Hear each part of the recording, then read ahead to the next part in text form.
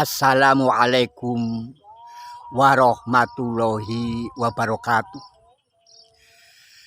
Pemirsa yang saya hormati, pada kesempatan ini di tahun Bung Karno saya akan menyampaikan satu puisi yang berjudul Terima kasih para jenderal. Terima kasih para jenderal. Buah karya Saena. Terima kasih para jenderal. Jenderal polisi, angkatan darat, angkatan laut, dan angkatan udara yang telah sudi mengawal Presiden Jokowi hingga nyaris purna 10 tahun lamanya memimpin Indonesia. Dan yang pasti semua itu amal soleh kalian yang suci dan abadi. Pada titik ini, kalian pun seperti Patih Gajah Mada yang setia mengawal Raja Hayam Wuruk demi kerajaan Majapahit menjadi aman, adil, makmur, dan sejahtera. Di tengah keheningan dan kesunyian malam, aku pun membayangkan seandainya Presiden Soekarno memiliki para jenderal yang setia seperti kalian, pasti dan pasti negara Indonesia sudah maju dan makmur sejak dahulu. Sayang, Presiden Soekarno yang saya dengar dari berita hanya memiliki jenderal angkatan darat Ahmad Yani, jenderal angkatan udara Umar Dhani, dan jenderal rendahan angkatan laut Ali Sadikin yang setia.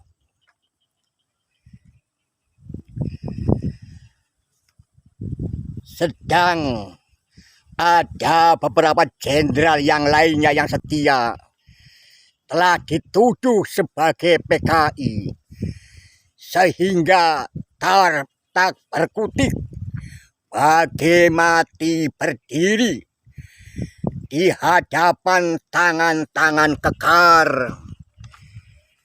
yang jago tembak. Dan betapa teganya para jenderal lainnya, karena mereka mendukung MPRS untuk menggulingkan Presiden Soekarno.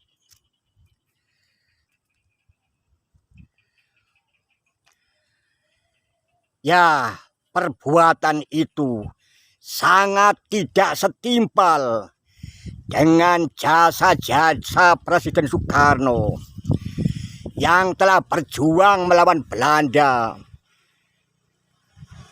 yang telah berulang kali masuk penjara dan akhirnya bisa memerdekakan bangsa dan negara Indonesia. Dan yang mengiris hati, di penghujung hidupnya mantan Presiden Soekarno harus telentang, mengerang, dan mengejang di atas ranjang oleh serbuan penyakit yang kronis.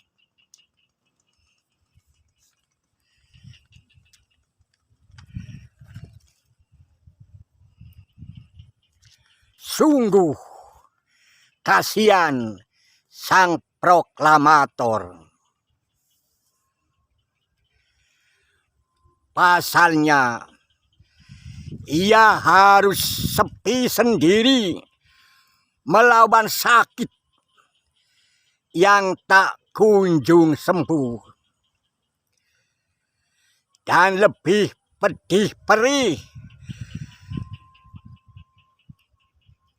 keluarga dekatnya seakan haram untuk membesuk dan menengok, menjenguk untuk sekedar menyayangi. Dan lebih perih lagi, tak satu pun kopral yang datang menjenguk. Mantan presiden kita, apalagi satu jenderal sudi datang menjenguk. Ya,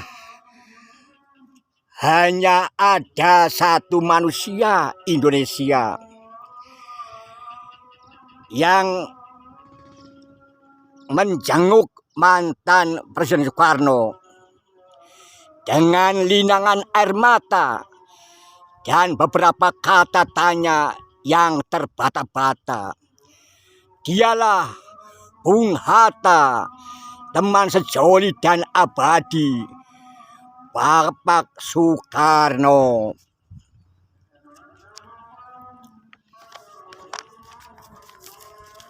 Ya, Bung Hatta, Bapak proklamator kita. Sementara ribuan tentara dan sipil lainnya cuma doyan manisnya tebu Indonesia merdeka.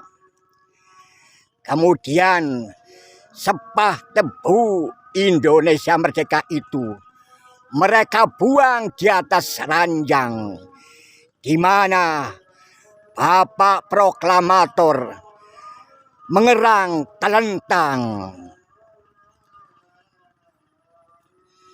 Akhirnya datang dua malaikat memerdekakan mantan presiden kita dari penjajahan kebiadaban kemanusiaan dan dari penjajahan penyakit yang tak ujung terapinya. Ya, tak ada ujung terapinya. Pasalnya, tak satu pun manusia Indonesia yang datang dengan iba, kemudian memberi sebutir obat, sekedar penang sakit, sekedar berupaya menyembuhkan, sambil mengharap dengan tulus akan kesembuhan Bapak proklamator kita. Ya, semua hanya angan-angan hampa. Oh, kejamnya dalang kebiadaban di tanah air kita yang katanya negeri sopan santun dan berbudi luhur. Selamat jalan Bapak proklamator kita, Bung Karno. Demi langit dan bumi, sepeninggal mantan Presiden Soekarno, negara Indonesia pun cuma jadi negara berkembang yang masih terbelakang. Bahkan yang lebih fatal lagi, negara Indonesia telah tersulap dan jadi hutan rimba para kapitalis, koruptor, kolusi, dan nepotisme. Akibatnya kompor krisis pun berdesis. Rupiah dipukul mampus oleh dolar Amerika. Ya, Indonesia benar-benar telah jadi negara Indonesia Raya. Tapi ingat, bukan raya berarti besar, tapi raya berarti rayahan atau rebutan. Artinya, kue raksasa Indonesia telah menjadi barang rebutan yang abadi. Dari para pencuri dan perampok keadilan sosial ekonomi yang menindas hak asasi, hak hidup, dan hak ekonomi rakyat Indonesia. Sejurus penguasa pasca Soekarno pun dilengsarkan, digulingkan oleh kekuatan people power yang menelan korban nyawa puluhan dari warga sipil dan mahasiswa. Ya, reformasi telah lahir. Namun sayang disayang, hingga kini Presiden Jokowi menjabat 2 periode. Ternyata satu reformasi tidak mampu menghapus sejuta kapitalis, korupsi, kolusi, dan nepotisme. Padahal Presiden Jokowi telah mencanangkan dan menggelorakan revolusi mental. Ya, semoga Presiden pengganti Pak Jokowi ke depan akan mampu membuat satu reformasi bisa menghapus sejuta kapitalis, korupsi, kolusi, dan nepotisme. Amin. Senawi 23 Juni 2023. Demikianlah puisi saya. Wassalamualaikum warahmatullahi wabarakatuh.